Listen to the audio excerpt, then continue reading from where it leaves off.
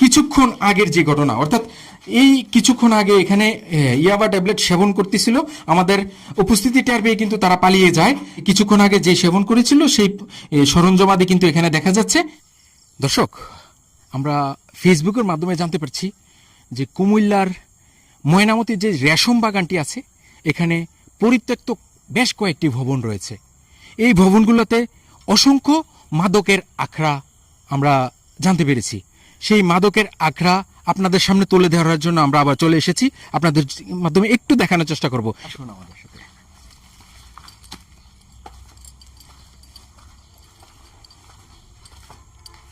একদম গহীন গুহার মতো মনে হচ্ছে, আপনারা হয়তো বা বুঝতেও পারবেন না। এগুলাতেই পরিত্যক্ত অবস্থায় যারা মাদক সেবন করেন তারা বসে যান। আমরা ফেসবুকের মাধ্যমে যা দেখেছি সেগুলো আবার দেখব। একটু যদি ভিতরে আসার চেষ্টা করো, আসো। অনেক অন্ধকার। আমরা আপনাদেরকে এই ভবনটি পুরোটা দেখানোর চেষ্টা করব। একদম পরিত্যক্ত, খুব গুটগুট অন্ধকারের মতো। আমি কিন্তু দিনের বেলায় আছি, তারপরে এখানে কিন্তু অন্ধকার মনে হচ্ছে।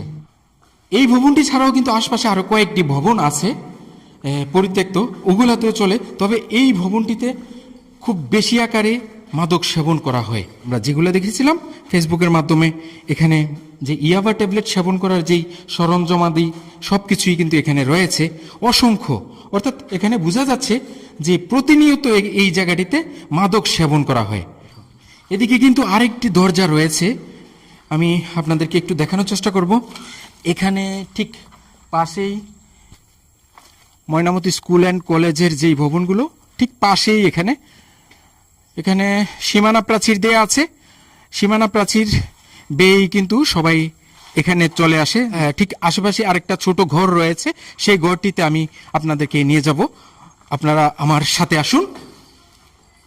দর্শক, কিছুক্ষণ আগের যে ঘটনা, অর্থাৎ এই কিছুক্ষণ আগে এখানে ইয়াবা ট্যাবলেট সেবন করতেছিল, আমাদের উপস্থিতি টের পেয়ে কিন্তু তারা পালিয়ে যায়।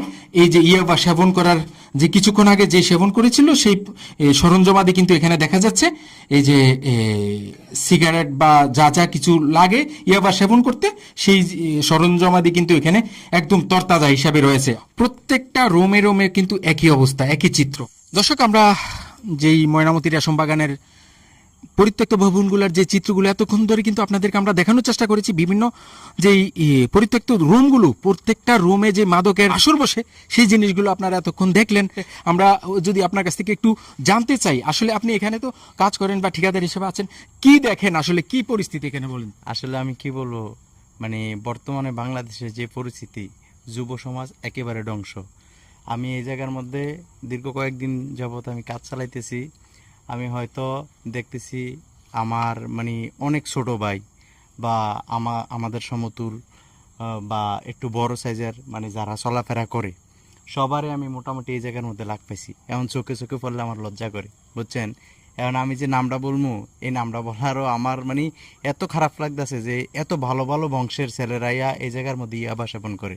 মাননীয় প্রধানমন্ত্রীর কাছে অনুরোধ করব, ডিসি মহোদয়ের কাছে অনুরোধ করব, এমপি মহোদয়ের কাছে অনুরোধ করব, আমাদের মেম্বার আছে, চেয়ারম্যান আছে, সবার কাছে অনুরোধ করব, শুধু ইয়াবা সেবনটা যাতে বাংলাদেশ থেকে নির্মূল হয়ে যায়। এই মাদকের ভয়াবহতা সবার মধ্যেই, সবার মস্তিষ্কেই গেড়ে বসেছে। অতএব এখান থেকে আমাদের এই সমাজ ব্যবস্থাকে কঠোর থেকে কঠোর অবস্থানে গিয়ে সবাইকে সচেতন হতে হবে। দর্শক, আপনারা এতক্ষণ ধরে ময়নামতি তুঁত বাগান অর্থাৎ রেশম বাগানের যে চিত্রটি, সেটি আমরা আপনাদেরকে আজকে তুলে ধরলাম। পরবর্তীতে আবার যে কোনো বিষয় বা যে কোনো তথ্য নিয়ে আপনাদের সামনে হাজির হব। সে পর্যন্ত ভালো থাকবেন।